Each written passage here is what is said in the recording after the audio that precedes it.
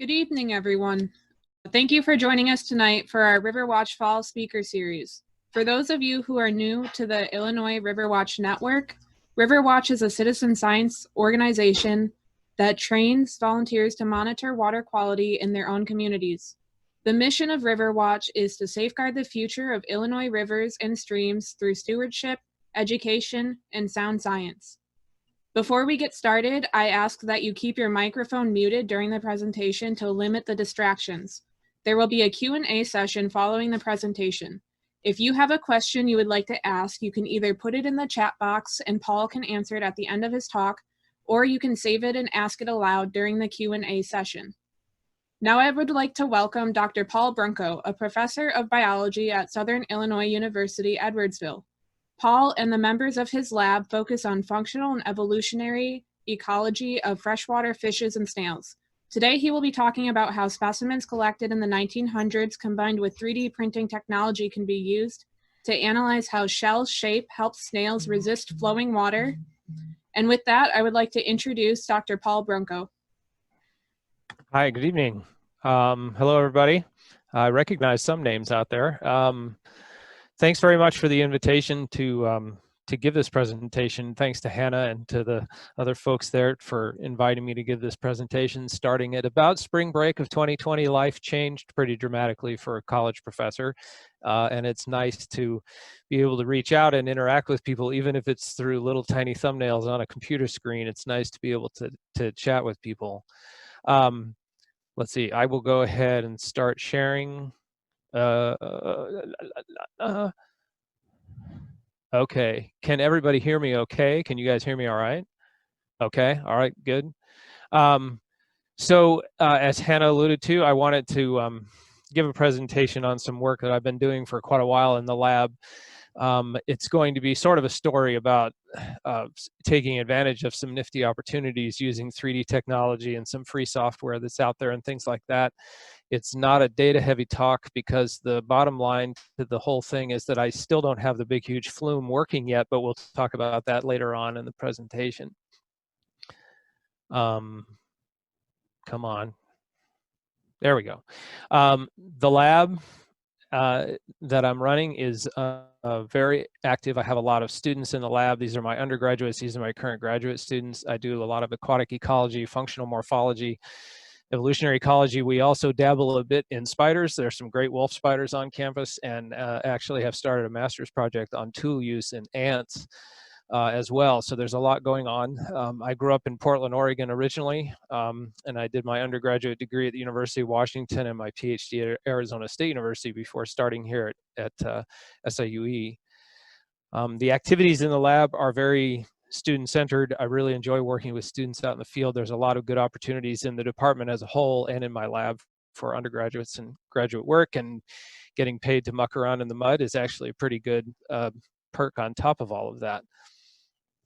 I also teach the ichthyology course here, the biology of fishes. I teach animal behavior and biostatistics, but I really got interested in snails when I started working on my own research programs after I moved here to SIUE. A general format for some of these slides that I'll be showing you is to show you the citation where some of these images come from, so that you can always track down the information yourself if you're interested in it. And I can certainly answer questions about publications and things, or provide publications later on if you want to email me or something like that. The Cerithioidea is a big superfamily of snails. It contains multiple families within it. And this is a group that contains a large number of marine specimens. These are all marine in this image here. This is from Ellen Strong's paper. She's at the Smithsonian Institution. And then these are freshwater forms down here, and you can see that within this superfamily, there's not a lot of variation between the marine forms, although you do have these highly divergent forms like this one here, this bizarre shell form here. But there's generally a conservation of shape and sort of ornamentation and things like that between these freshwater forms and the marine forms. And I became very interested in snails after doing my dissertation on tiger salamanders in Arizona. Snails have been studied a lot in evolutionary biology. Mathematicians love mollusk shells. Mathematicians, this is a recent paper looking at the design of mollusk shells from bivalves to snails, so things like mussels all the way to snails, where the growth and construction of the shell can be described by actually a very small number of mathematical parameters, and you can generate enormous variation in shell shape. And evolutionary biologists jump on this kind of work because then knowing that there's very few parameters that have to be tweaked to be able to get radically different shapes of shells, there then becomes a search for the genetic control of those parameters to really better understand the evolution of the group as a whole. And on a more practical sort of engineering focused side of things, this is a paper from Science from just last year, where researchers are incorporating aspects of the construction of a molluscan shell, which is essentially calcium carbonate little plates that are held in a protein matrix to produce transparent materials, effectively glass, which is almost puncture proof for things like bulletproof glass or shatterproof glass or something like that. So going into the construction of a mollusk shell and applying it to the engineering for example, windows and window coverings is kind of an interesting application there. I became interested in this family in particular, the family Pleuroceridae. It's currently restricted in its distribution to Eastern North America. There used to be Pleurocerids named in Africa and in Asia, but in continuing revisions of the phylogenies of the group, a lot of these groups have been given new family names because of the apparent genetic distance between them. Pleuroceridae has about 6 genera, about 150 species in Eastern North America, and these are a few photographs here. These numbered points I'll be talking about a little bit later. These are landmarks that we use to describe shell shape when we have shells in the lab. These are some of the species in the eastern United States. Elimia potosiensis is one that is local. We'll talk about. Lithasia armigera is now local because of a recent introduction. But one thing that I became interested in is a great variation in shape, from very squat, very rotund specimens to relatively long, slender specimens, and then taxa which have just the shell, just a smooth shell, to taxa who possess things like these spines or spines here in this Lithasia, or very heavy rounded tubercles like you see in Lithasia salabrosa. And I became interested in the evolutionary biology of shape variation and ornamentation variation in this group. I know the writing in the tree here is very small, but the family Pleurocerid, this is an evolutionary tree showing some diversity within the Cerithioidea. So this is the superfamily name that we started right here. This is from the same paper by Ellen Strong. Cerithioidea has about 1,100 or so species named and is estimated to be around 150 to 200 million years old. The family Pleuroceridae, you follow through this evolutionary tree, is all the way down here on this terminal branch down here. And the Pleuroceridae is entirely freshwater, probably around 80 to 90 million years old for the family designation, but we'll talk more about that in a little while. And the relatives of Pleuroceridae generally are freshwater taxa. So you can see throughout this large clade here, this large group of taxa, that many of them are freshwater, with a group here that includes marine and brackish representatives. But the accompanying group of taxa here that shares this other side of this tree of the Cerithioidea, these are almost entirely marine. There's one little freshwater representative here, but these are almost entirely marine. So Pleuroceridae represents a freshwater snail family which evolved from marine representatives and entered rivers on coastal margins as continents were moving around, and as inland freshwater habitats formed, these snails evolved up into these habitats. The family is an interesting family from an ecological and conservation biological point of view. Paul Johnson in Alabama estimates 79 to 80% of 162 species are either extinct or imperiled. And so the the vast majority of the family is not doing very well, generally due to habitat loss. Construction of dams stops the flowing water, obviously, and puts lots of habitat under very deep water where a lot of sediment falls out, and these snails require clear, cool running water to be able to live out their lives.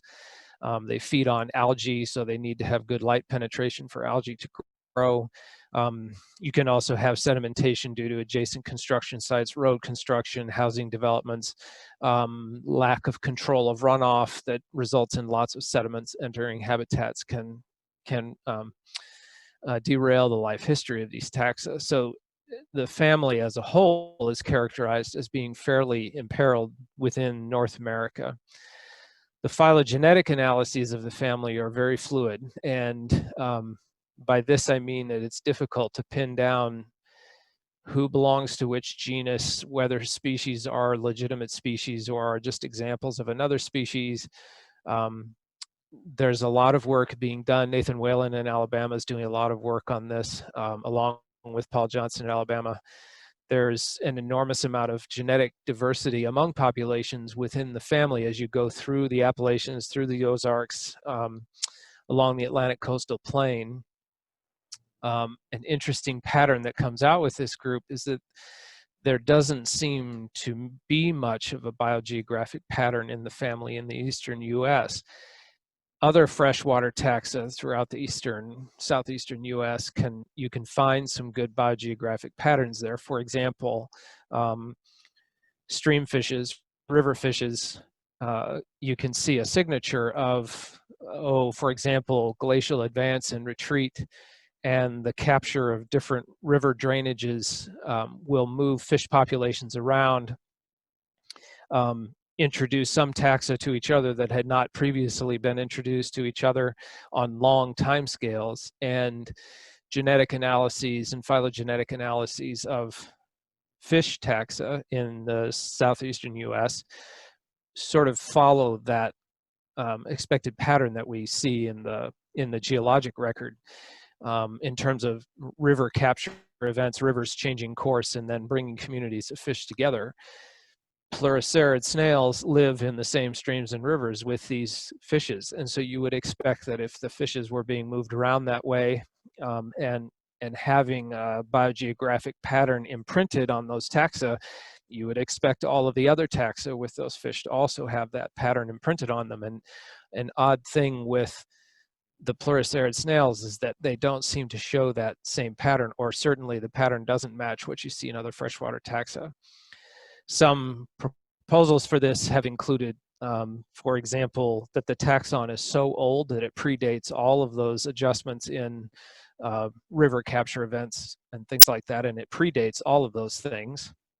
Other explanations include, say, long distance movement of a species and then introgression with other species that might be in the area,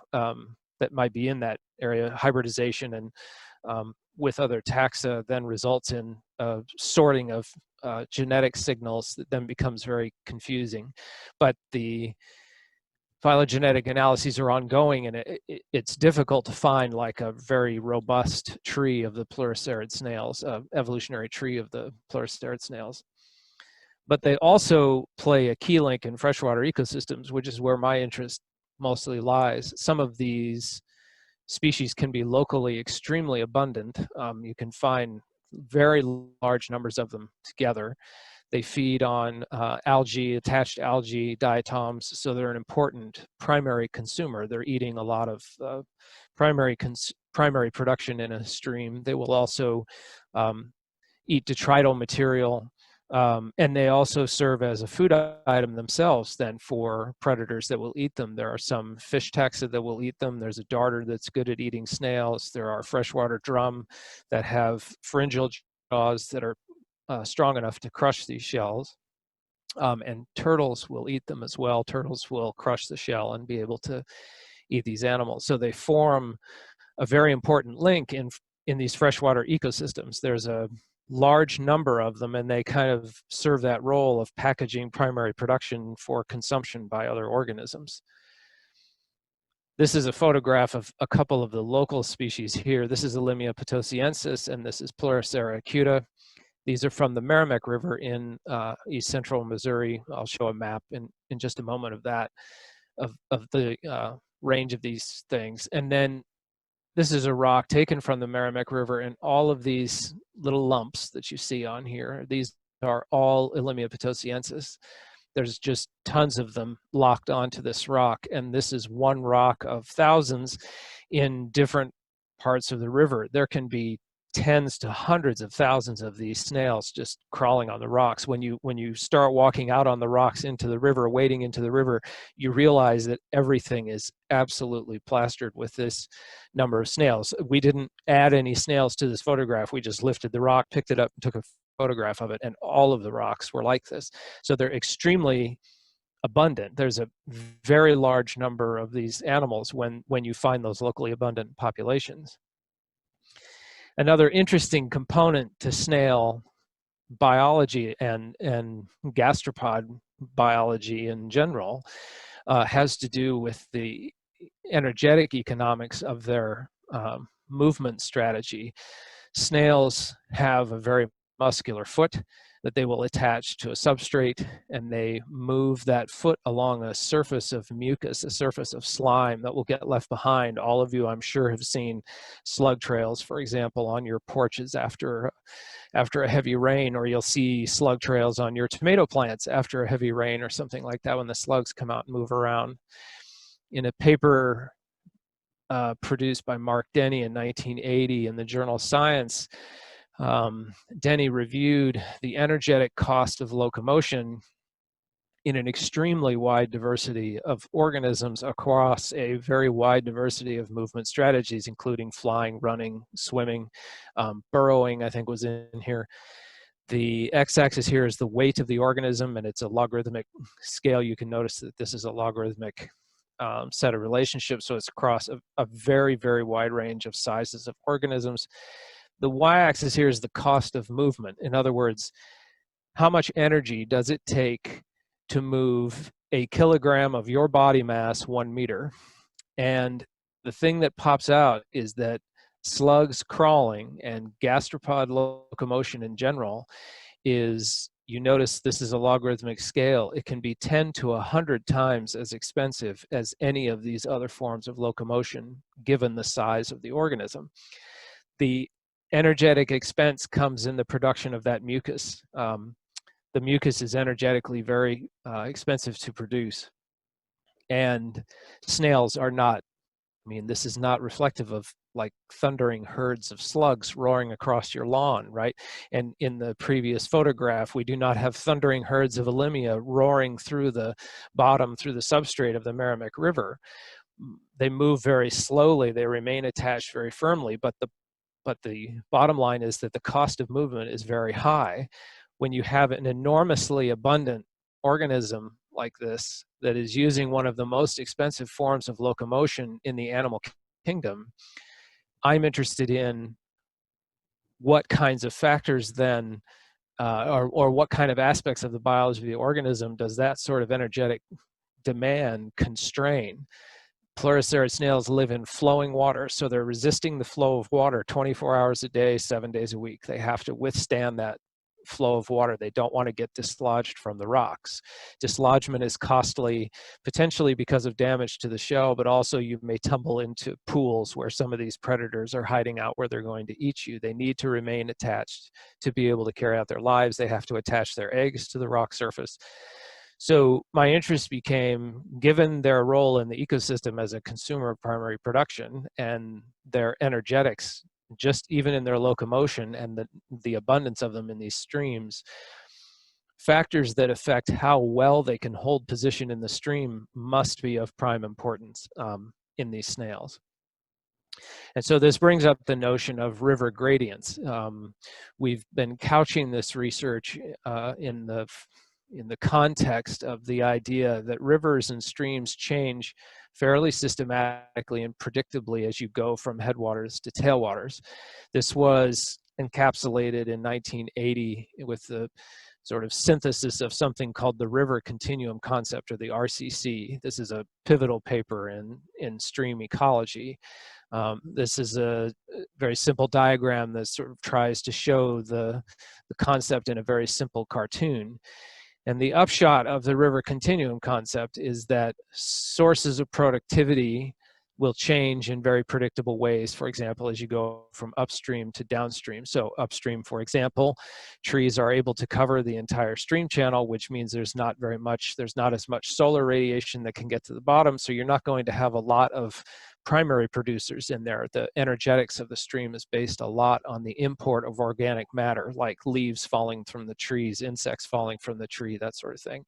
Whereas when you get downstream now, the river is too wide for the trees to cover the river completely, and now you have a lot of solar radiation that can hit the bottom and start encouraging the production of primary producers. So the source of productivity changes as you go from headwaters to tailwaters.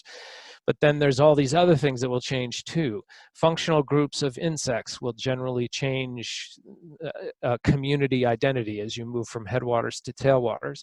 Substrate characteristics will change. You may have larger rocks and cobble upstream where the water can occasionally flow very, very quickly, whereas downstream you pick up the muddy, sedimented regions of the river where the substrate may be very soft and unconsolidated.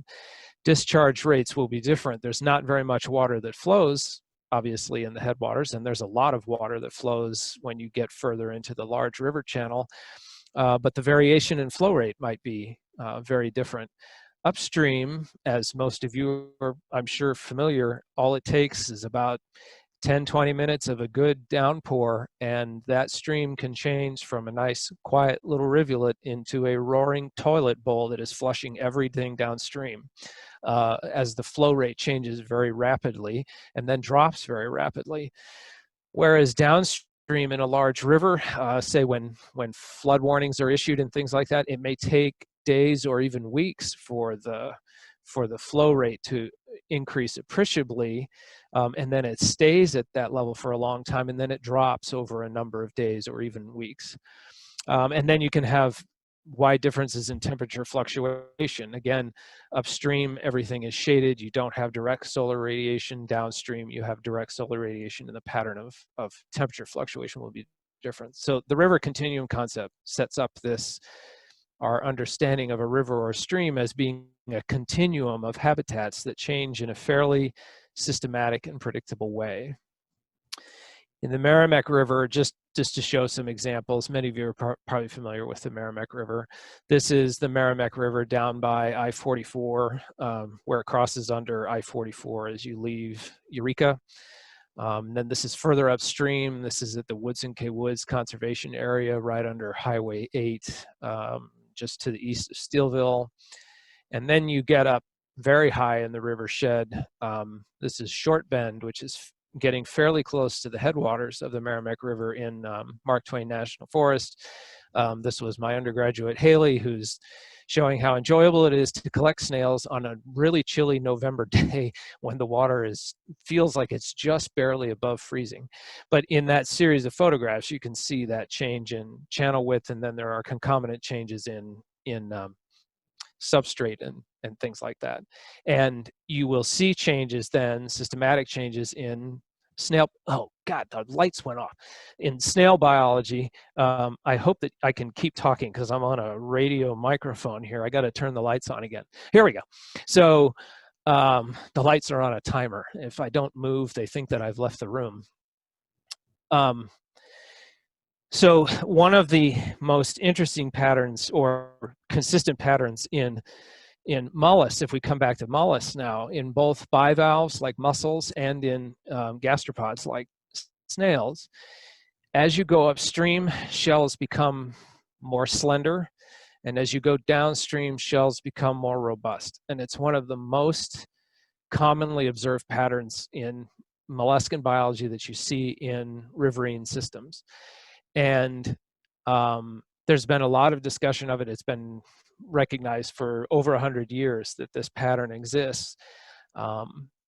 In work done by Robert Dillon, looking at Pleurocerid snails, in sampling across a wide range of drainages, so main channels, small streams coming into the main channels, and then going into different riversheds, one of the conclusions that this research group makes is that individuals of a given species, so that has a given species name to it, sampled from large rivers, they will generally show, in many cases, more genetic similarity with other Pleurocerids that are named different species, but in the adjacent streams next to those big rivers, than they will with their supposed conspecifics in distant watersheds.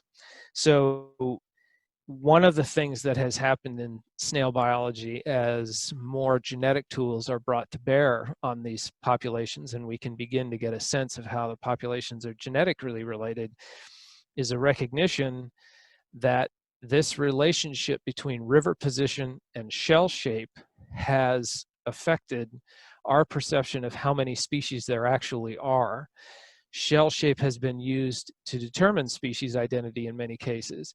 And as we learn more about the genetics of these animals, we realize, wow, this really rotund shell that we found in a downstream site that we called a different species from the more slender form seen upstream, it's actually the same species.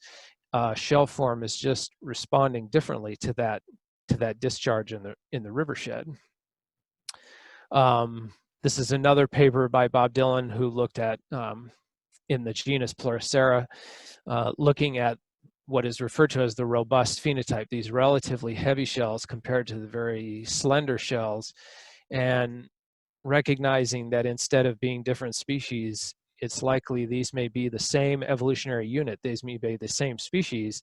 It's just that they, in their growth and development, have responded to that riverine environment in a different way and produced a different shape of shell. Russ Minton described morphological variation in another Pleurocerid in the genus Lithasia. This is in the Duck River in Tennessee. The Duck River now, I think, is a nature conservancy site. I've never visited the Duck River, but it's supposed to be a really nice river in Tennessee in terms of intact natural habitats. And the forms that you see in this figure from his paper, these were all given different species names historically, but as they look at the genetics of these things, they realize these are all the same species, and that the form seems to be associated with where they are found in the rivershed rather than being different evolutionary taxa. This kind of plasticity, if indeed that's what it is, phenotypic plasticity refers to the idea of a genome, a certain genotype, a certain genetic lineage, being able to produce different physical forms in response to different environmental cues. And this potential plasticity within Pleurocerids, it certainly affects our understanding of species richness and evolutionary patterns, and it's perhaps one of the reasons why it's been very difficult to get a good phylogeny of the family. But this also complicates conservation efforts in the sense that when you look at the Endangered Species Act and you want to invoke the act to protect a certain habitat because of the presence of a certain species, if it can be determined that that is actually not a different species, but members of the same species just showing this plastic response to a particular flow regime in a river, that can make conservation efforts a little more complicated. Contrary to this, though, this is a paper by Nathan Whalen and Paul Johnson, who I mentioned earlier in the presentation, in looking at this Pleurocerid snail. This is in the genus Leptoxus. This is from the Little Cahaba River in Alabama.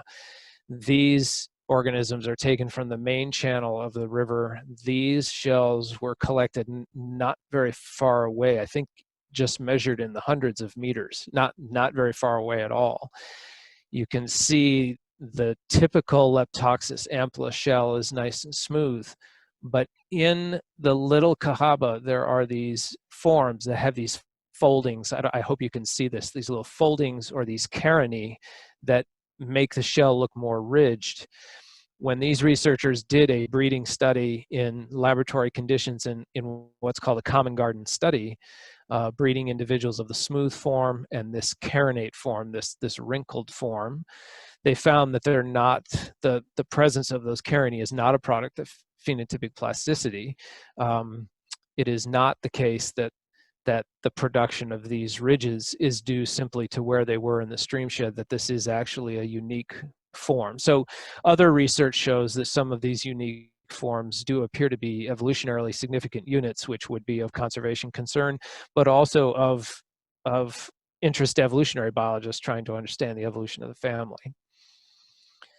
There are other manifestations of plasticity in freshwater snails, particularly in response to predator cues. This is also fairly well known. This is a snail in the genus Physa. This is from Tom DeWitt's paper. Physid snails are a completely different group from the Pleurocerid snails, but this example is illustrative. This individual here on the right has a relatively narrow shell and a relatively narrow aperture here where the body would be found. This specimen on the left is relatively robust and has a very wide opening to the shell. These two individuals are genetically identical, and the way you get this shape change is you raise this individual in the presence of crayfish cues, and you raise this individual in the presence of snail-eating fish cues, like pumpkin seed sunfish or red ear sunfish or something like that.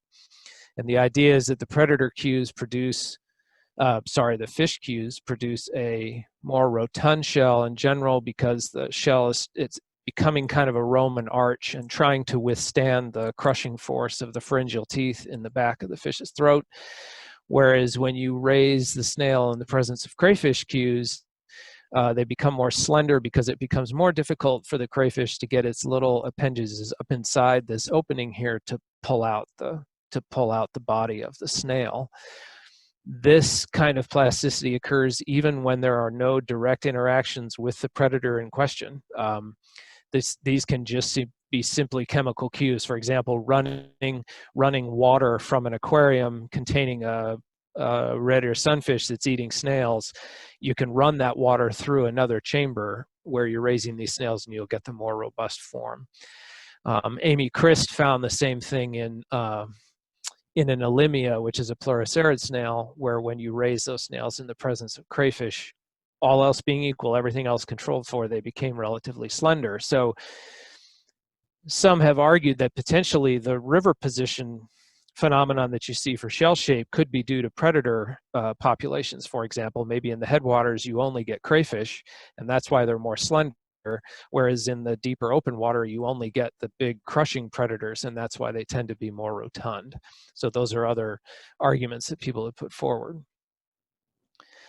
In the Merrimack River, where we've worked, we have 5 sites along the river gradient. I pointed out 3 of them. These are maps from a USGS site that shows total drainage area. This is St. Louis area here. This is the Mississippi River running down. Illinois is shaded over here. This is the Missouri River drainage, the Merrimack River drainage above I-44 at Eureka, the first photograph that I showed you. And then we have a site at Merrimack Caverns State Park. We have a site at Blue Springs Conservation Area. We have a site at Woodson K. Woods Conservation Area, which is that second photograph I showed. And then here's the Short Bend site. And the key difference, of course, as you move from downstream to upstream, is that you're isolating less and less of the watershed. So less and less integration of rainfall and discharge coming through a certain site as being really what's driving that river continuum set of variables. And when we sample Elimia potosiensis across the range of the Merrimack River, when you look at these landmarks that we use to describe shape, we measure these on hundreds of snails and plug and chug those through some free software that does geometric morphometrics for us, where this might be the average looking shell here. The black dots correspond to the landmarks that you see in the photograph, where this might be the mean shell across all of the shells here. Upstream, the shell tends to be very narrow with a relatively narrow aperture opening into the shell, whereas downstream, you tend to get these very rotund shells. And remember, these are all considered the same species. They're all considered Elimia potosiensis. So it gets then to what I wanted to talk about in terms of what I'm trying to do in my research, is to ask whether the shell shape and sculpting is related to flow regime and in particular to ask, what are the hydrodynamic effects of shell shape and shell sculpting? So are slender shells more hydrodynamically efficient, for example, with respect to drag and or lift, hydrodynamic drag or lift? Remember, these snails have to live their entire lives in moving water. It can be very turbulent, can be very fast water. Anything that could reduce the cost of remaining in place, remember their form of locomotion is very energetically expensive, anything that could reduce the probability of dislodgement and reduce the energy that's required to be used to hold yourself in place could be extremely valuable and might be very favored by evolutionary processes. Some work has been done on the hydrodynamics of marine snails in terms of looking at lift and drag in marine snails. Mark Denny at Stanford University is a person who's done a lot of that work. But very little to no work has been done in freshwater snails in terms of addressing these kinds of hydrodynamic effects.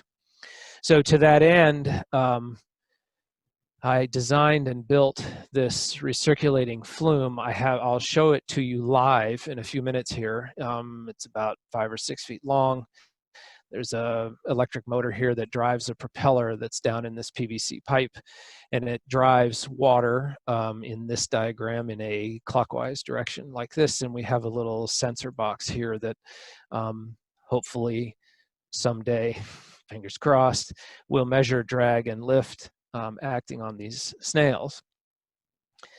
When we look at the snails that we have access to, the range of shell shapes within a species provides more than enough variation to examine that effective shape and size on drag. So we have millions and millions of Elimia, we have millions of Pleuroceridae, which are right down the road, about an hour from here, that we could get a hold of so that we could measure the effects of size and shape on drag and lift.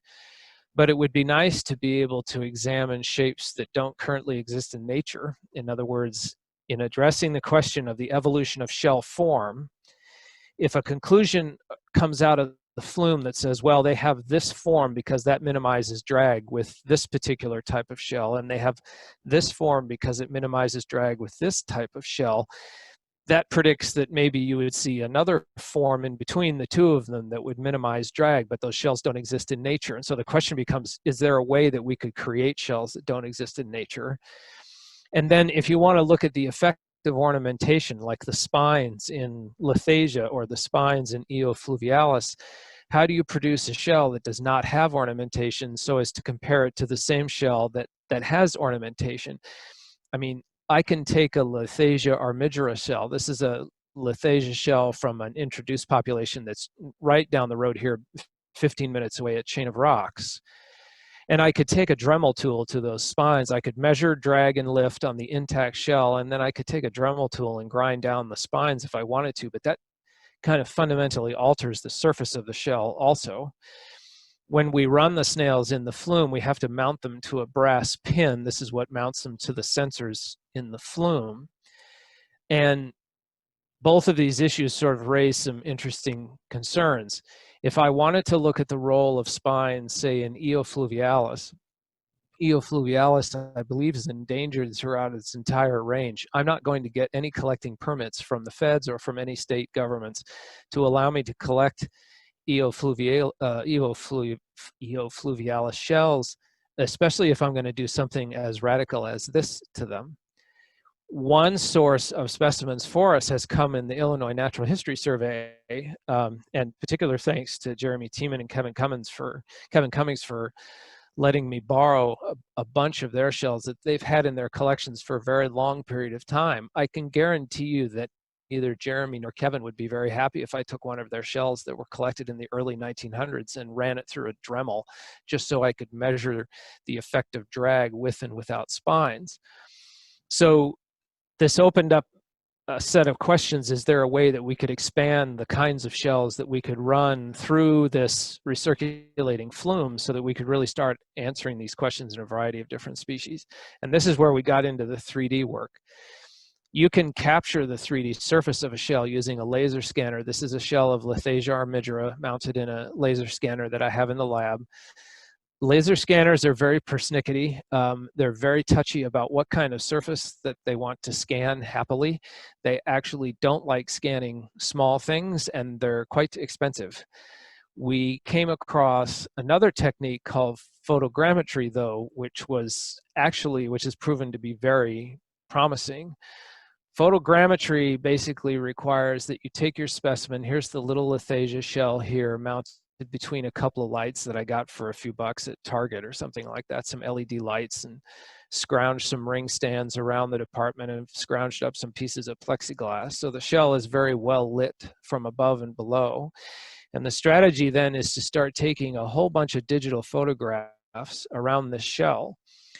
And here's an array of digital photos. I know you can't see very much detail in the single photos themselves, but as you scan your eyes across, you realize what's happening with the camera is it's going around the shell multiple times at different elevations. There's about 45 photographs here. Then you can get free software, and it's kind of amazing that the stuff is free. One piece of software is called CullMap, and the accompanying software is called MeshLab. I can talk to you more about that if you have questions about that after this. You feed this software all of these photographs, and if you think about it, the software can recognize, for example, if you take two photos that are adjacent to each other, like these two photos, the software will recognize pixels that are shared in common between the two photos, and will recognize, okay, I recognize these pixels in this region here as being in this region here, but then there's a bunch of new pixels in this picture here that were not here. Hence, these pixels must be oriented in this way relative to each other. And then it includes the next picture. Okay, so here's some new pixels. Here's the ones I've already seen. Here's some new pixels. You let it chew on it for a while, and it can take quite a while for it to chew on 45 high-resolution photographs, but it will return to you a three-dimensional model of the object that you just photographed. And the stuff is kind of fun. You could use this on anything. You could do this on your house. You could do this on your spouse if you got them to sit very still. You could do this on some keepsake that you have. You can do this on a building. It will take any digital photographs and recognize those pixels in common and reconstruct them into a three-dimensional mesh. Another piece of free software then called Mesh Mixer will take that model in and show you the results of that model. So actually in the left here is a result from of scanning a shell on a laser scanner. This is the photogrammetry result. You can see that it's at least as good as the laser scanner, if not actually a little better. This on the right is a result of the laser scanner. This on the left here is a result of the photogrammetry, and you get very good resolution of the shells. In Mesh Mixer, then, you can manipulate this three-dimensional model. The pre-dental students in particular who have worked in my lab love this stuff because they realize that they're going into a tiny little three-dimensional world that they have to live in when they want to work on teeth and work on fillings and shape teeth and things like that. So they have really enjoyed playing with this three-dimensional software.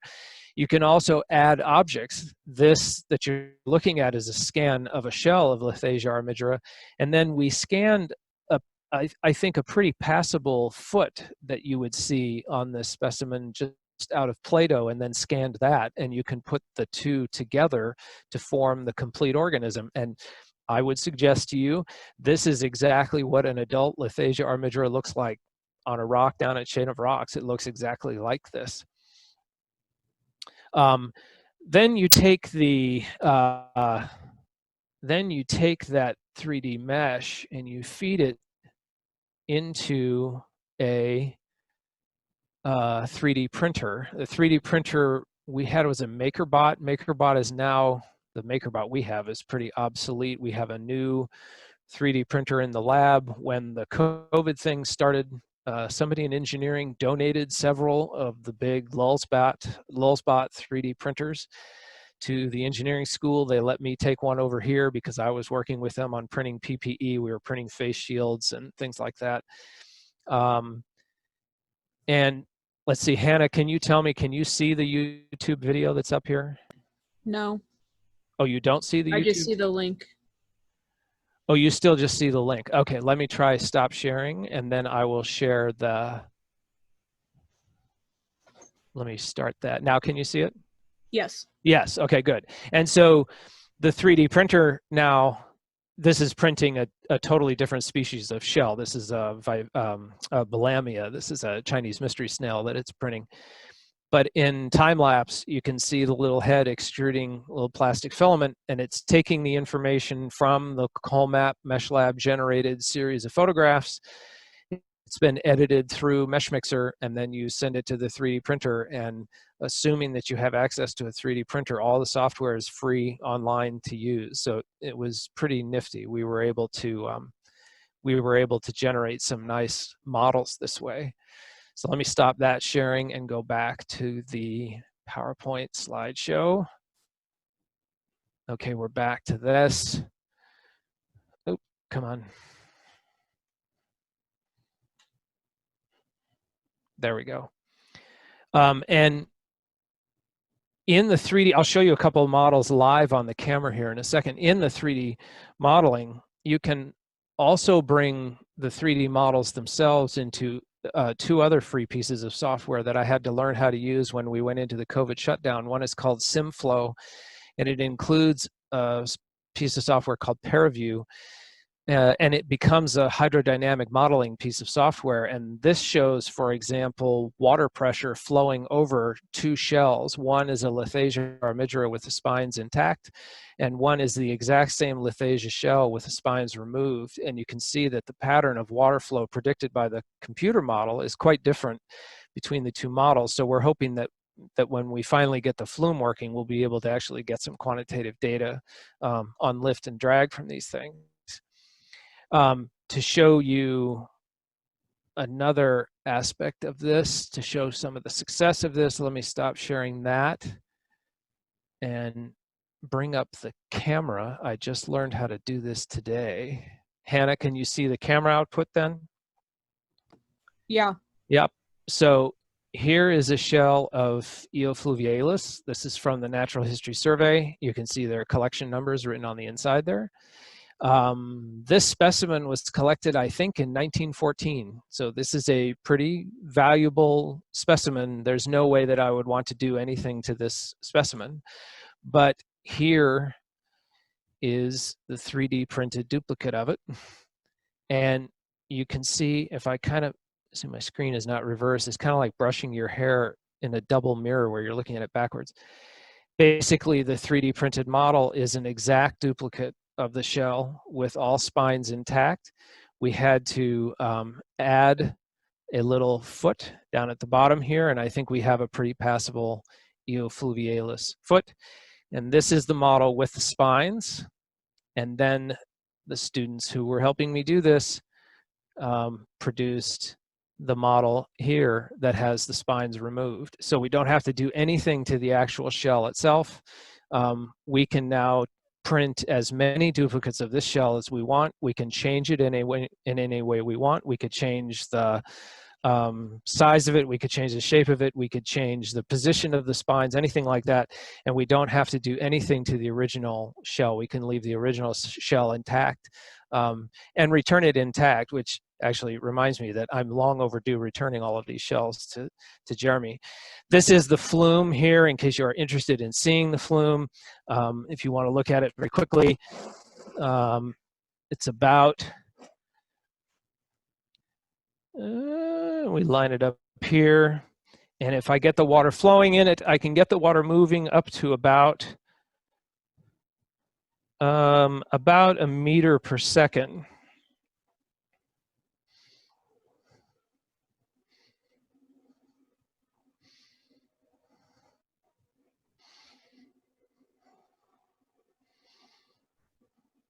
This is a 3/4 horse electric motor that's driving the water.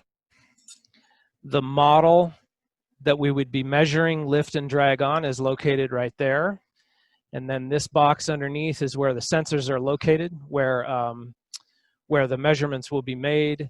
We can determine water velocity from this turbine that's spinning here. It's interrupting the beams of a couple infrared LEDs. That's all 3D printed. Many of the components in the flume here are 3D printed. And then if we slide you over here, this is the software that we use to analyze the output from all of those sensors, and it shows us forces that are acting on the shell in different dimensions. So it's a pretty integrated setup. someday, hopefully it works. There is a quote out there from, I think it's variously attributed to different people, I think even like Abraham Lincoln and others, that says, jumping from failure to failure with undiminished enthusiasm is the key to success. And then I'm really hoping that that's true, because at some point I would really like to see some success in this flume. We're getting close to getting it to work, but part of the problem is having students kind of cycle through the project on and off and things like that. So anyway, that is the presentation. That's all I had. I'll stop sharing this. And I appreciate you sticking through all this all the way through, and I'd be glad to take any questions that you might have. All right, I'm assuming everybody is clapping for you behind their computer screens. So if anybody has any questions, you're welcome to unmute yourself and ask them now, or you can still type them into the chat box if you'd prefer not to ask them. I can start. I have a question. Sure. Do your 3D models weigh the same as originals? That's a great question. They don't, and they actually float if they're not held down with those little pins. If they're not held down with those little brass pins, they'll actually float right off the top.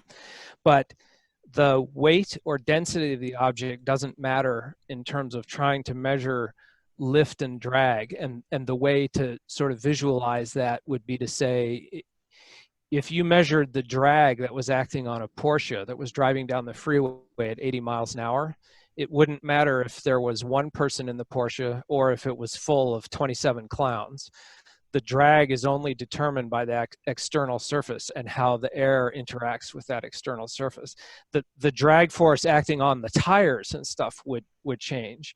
But in terms of the 3D material, a bigger issue with the 3D printed models, which I'm going to have to test when we get it to work, is whether or not the surface roughness is about the same as the shell. And it is about the same as you handle a snail shell and you handle these 3D printed models, they feel about the same. But that is something I'm going to have to test in the future. But the weight or density of the object doesn't affect its drag or its lift. Okay. Yeah. I saw some people type in the chat. So,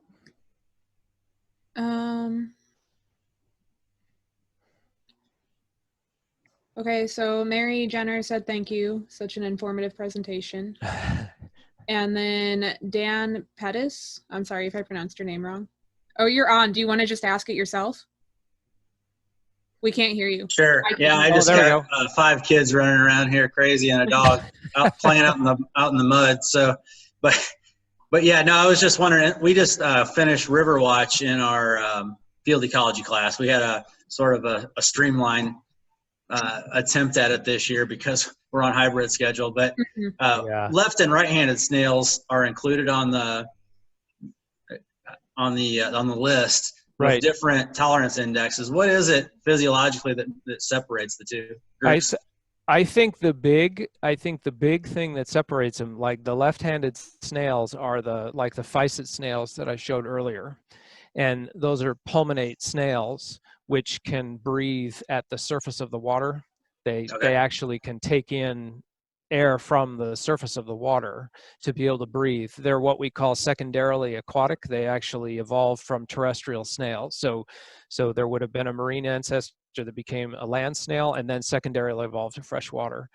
They tend to be more tolerant of pollution. You'll find physids in like mucky little ponds and things where oxygen levels might go really low because they can get up to the surface to get oxygen if they need it.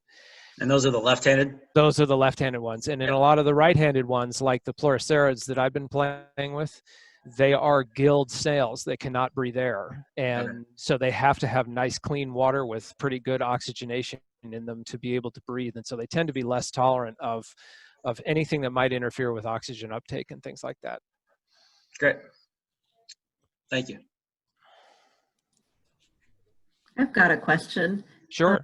So how many different species of these types of snails are found in Illinois streams?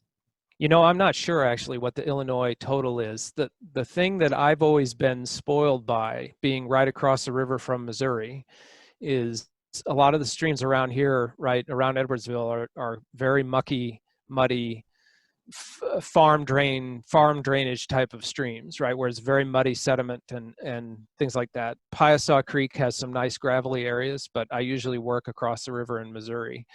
But Jeremy at Illinois Natural History Survey has done a lot of surveys in the big rivers, like bigger rivers off to the east, where you will get nice substrate for the snails. Rocky areas, they will colonize riprap. And I'm not sure how many of the species are in Illinois itself, how many Pleurocerids there are. The center of diversity for the family, where you really get the sexy species, is like Alabama, Tennessee, West Virginia, Georgia, and like Appalachian country. Lots of subdivided stream sheds and lots of species. Lots of species there. There are several species in Missouri as well. I mean, there are several species, including one of some conservation concern. Pleurocera alveari is way down in southern Missouri. I've never sampled it, but it's a Pleurocera that has a lot of the foldings in the shell, a lot of the carinae in the shell.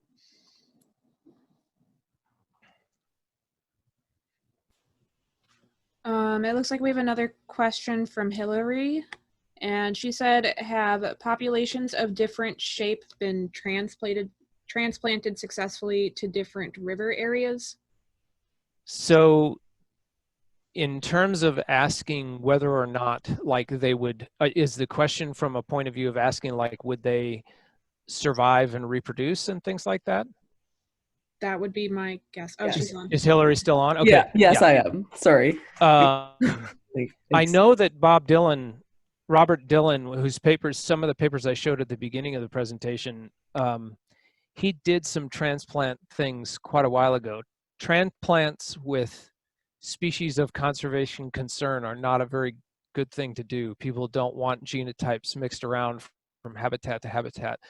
The closest would be common garden kinds of experiments, say, that Paul Johnson does at the Mollusk Conservation Center in Alabama, where he has big, huge artificial recirculating streams. It's taking stream water from the natural streams, and he can look at, say, production of different phenotypes in those kinds of environments.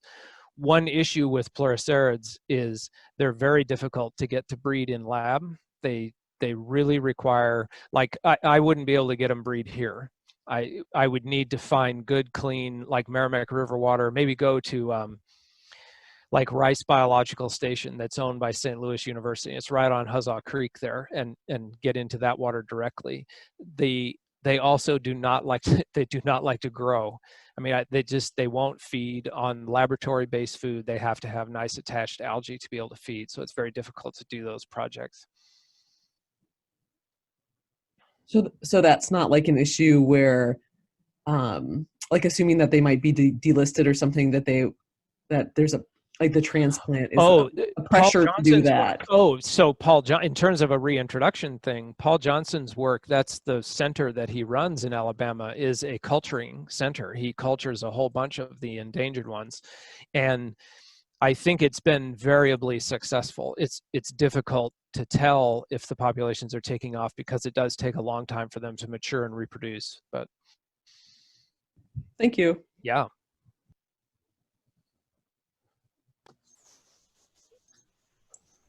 Go ahead, Katie. Katie. Hi. I was wondering Katie is one who has, like, shed some blood working on this flume, and she has witnessed the frustration of a flume almost being thrown out of a laboratory window.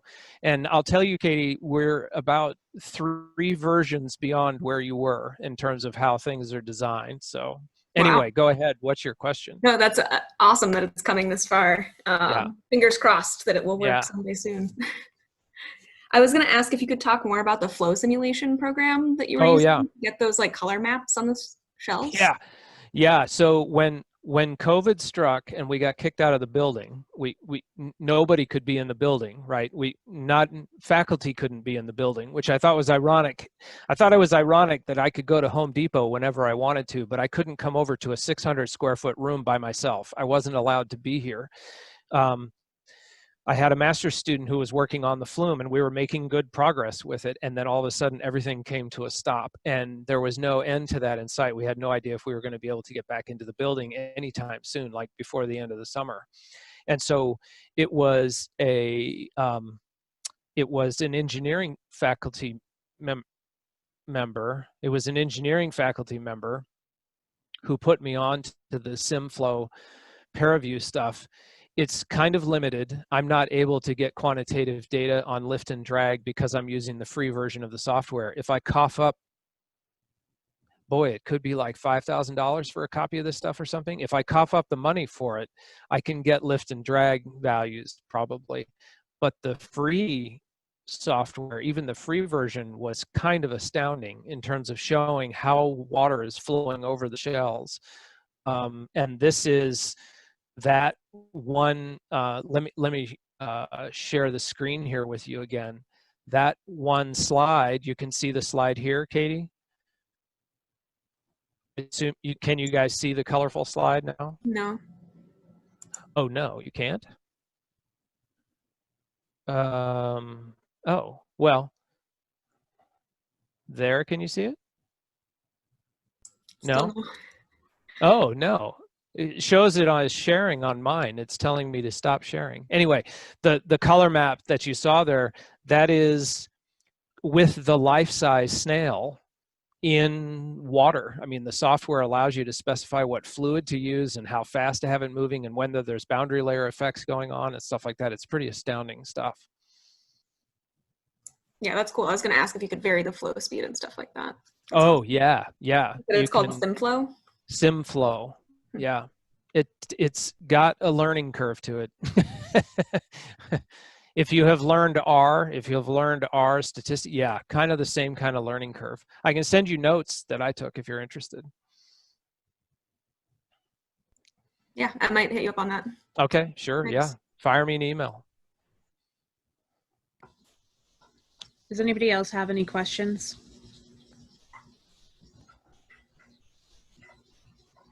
Okay, well, thank you everybody who came, and thank you. Yes, thanks very much.